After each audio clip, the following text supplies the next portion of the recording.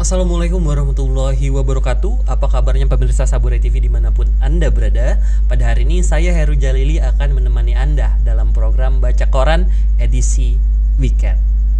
Untuk berita pertama kita lansir dari sumek.thisway.id dengan headline penggemar skuter wajib tahu Vespa terinspirasi dari makhluk ini. Memang mirip sih.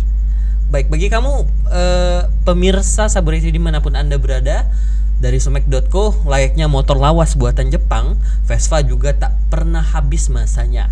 Lebih dikenal sebagai motor lawasan, namun Vespa terus berproduksi. Terbaru, Vespa mengeluarkan motor Matic. Hanya saja harga sepeda motor Matic buatan Italia ini sangatlah selangit. Jadi ini Vespa incaran kolektor jadi barang mewah. Meski terkenal seantero dunia, dipastikan tidak banyak orang tahu sejarah lahirnya Vespa, termasuk arti kata Vespa itu sendiri. Jadi Enrico Piaggio yang memberi nama Vespa dengan melihat bentuk bodinya yang khas, mendengarkan dengungan mesin itu mengingatkan pada Una Vespa atau seekor tawon. Nah, jadi Vespa tidak serta-merta langsung memproduksi sepeda motor layaknya Honda, tetapi sejarah Vespa berawal dari tahun 1884 saat Rinaldo Piaggio yang saat itu masih berumur 20 tahun merupakan perusahaan ayahnya Piaggio & Co. ke perusahaan pembuat alat transportasi di Sestri Ponente, Genova, Italia. Sejak awal ia memiliki cita-cita perusahaannya itu membuat kendaraan darat, laut, dan udara. Jadi Piaggio ini sempat menekuni bisnis furnitur dengan memasok ke kapal mewah, meski akhirnya ia menyadari usaha itu sangat terbatas untuk tumbuh. Jadi disinilah ia mulai berbisnis transportasi berupa kereta api, namun lagi-lagi ia belum puas dengan usaha itu. Jadi meletuslah Perang Dunia Pertama memunculkan ide Piaggio untuk memulai usaha penerbangan. Usahanya itu dimulai pada tahun 1915 dengan memperbaiki dan membangun pesawat amfibi. Jadi gebrakan Piaggio itu pun menjadi nyata setelah dirinya bertemu dengan Giovanni Pegna, seorang desainer dan insinyur aeronautika.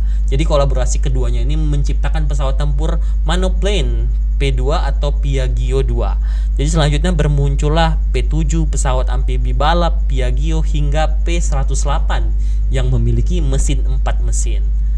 Pesawat tersebut menjadi pesawat besar buatan Italia terakhir sebelum meletus Perang Dunia Kedua.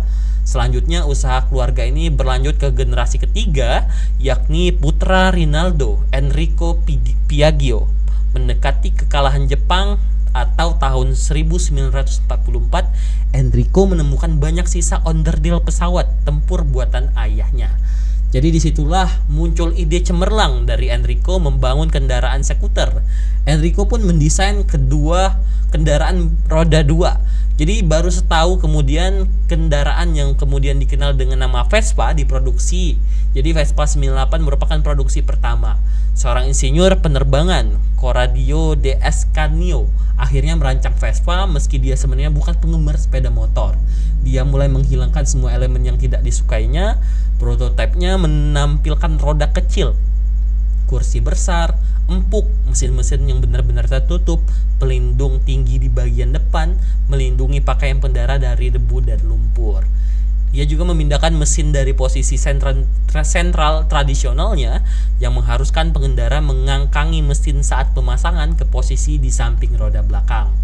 Hal ini menciptakan celah antara setang dan juga kursi yang memfasilitasi pemasangan yang mudah dan bertahap, bahkan untuk wanita yang mengenakan rok. Nah, jadi Vespa langsung populer tahun 1946. Tahun pertama produksi Piaggio memproduksi hanya di bawah 2.500 mesin pada Juni 1956. Kemudian 1 juta Vespa telah diluncurkan. Enrico Piaggio meninggal dunia di usia 60 tahun atau tepatnya tahun 1965.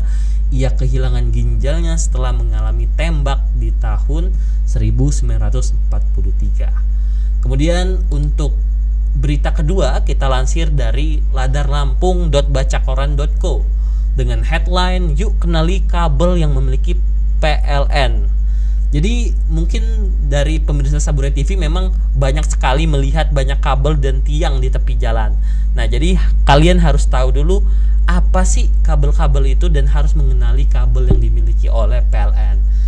Jadi dari Jakarta banyaknya kabel yang terpasang pada tiang-tiang mulai dari tepi jalan, protokol hingga ke pemukiman membuat masyarakat mengira seluruh tiang dan kabel tersebut merupakan utilitas kelistrikan. Padahal kabel dan tiang tersebut sebenarnya milik berbagai instansi, mulai kelistrikan, telematika maupun telekomunikasi. Untuk itu, penting untuk mengenali ciri-ciri utilitas tersebut guna mengetahui kabel dan tiang milik PLN. Menurut Executive Vice President Komunikasi Korporat dan TJSL PLN atau Georgius Adi Trianto mengatakan kabel dan tiang listrik milik PLN memiliki ciri khas sendiri yang dapat membedakan dengan utilitas instansi lain. Yang pertama, kata Georgius ini jalan atau jarak antara tiang ke tiang PLN ini sekitar 30 meter hingga 40 meter.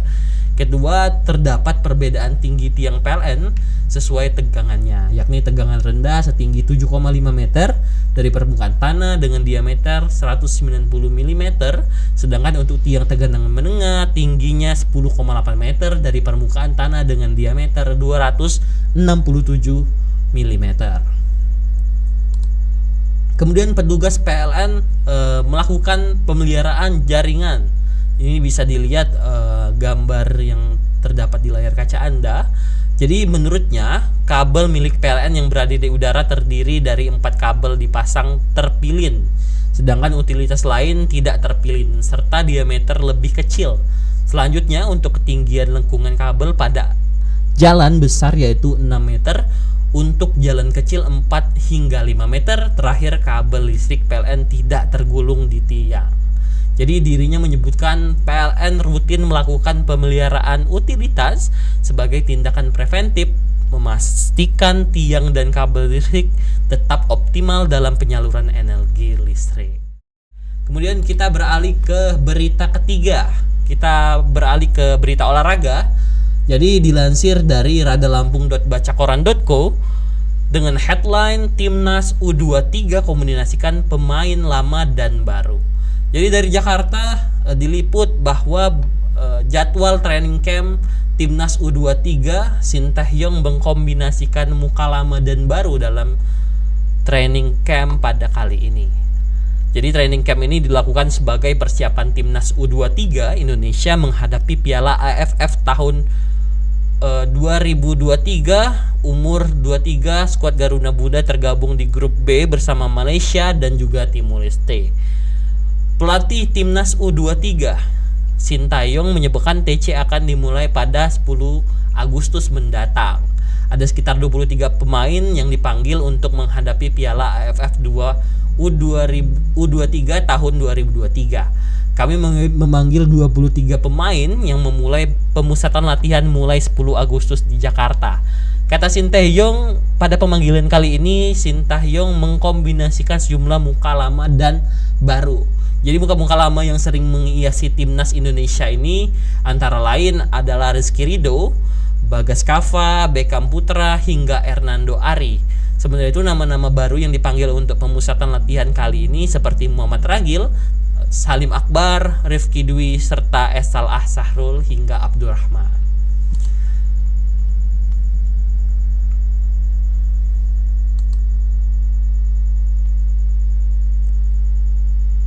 Kemudian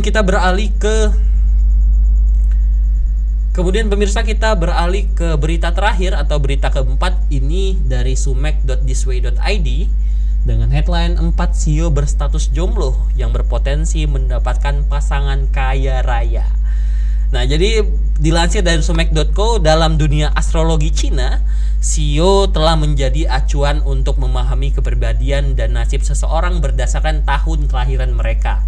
Jadi meskipun tidak ada bukti ilmiah yang menghubungkan CEO dengan status kaya atau kekayaan, banyak orang masih mempercayai bahwa CEO adalah memberikan petunjuk tentang kesesuaian pasangan dan potensi finansial. Jadi berdasarkan keyakinan ini, beberapa CEO dianggap memiliki keberuntungan yang lebih besar dalam menarik pasangan yang kaya raya. Jadi berikut ini beberapa sio yang sering dikaitkan dengan peluang ini. Yang pertama ini ada sio naga. Jadi orang yang lahir dalam tahun sio naga dikatakan memiliki kepribadian yang karismatik dan daya tarik yang kuat. Mereka sering dianggap sebagai pemimpin alami dan memiliki visi-misi yang besar untuk masa depan. Kecenderungan inovatif dan berani dalam sio ini menarik pasangan yang memiliki potensi finansial yang baik.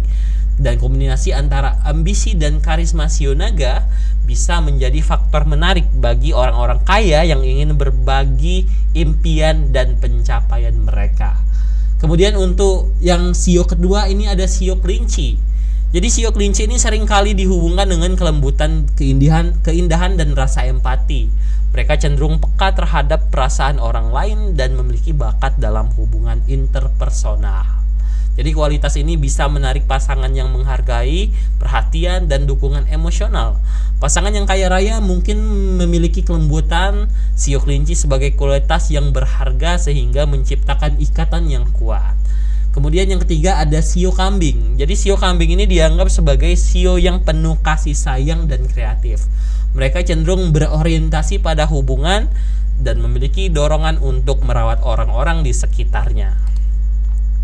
Dan yang terakhir ini adalah sio babi. Jadi sio babi ini dikenal sebagai simbol kemakmuran dan keberuntungan dalam astrologi Cina.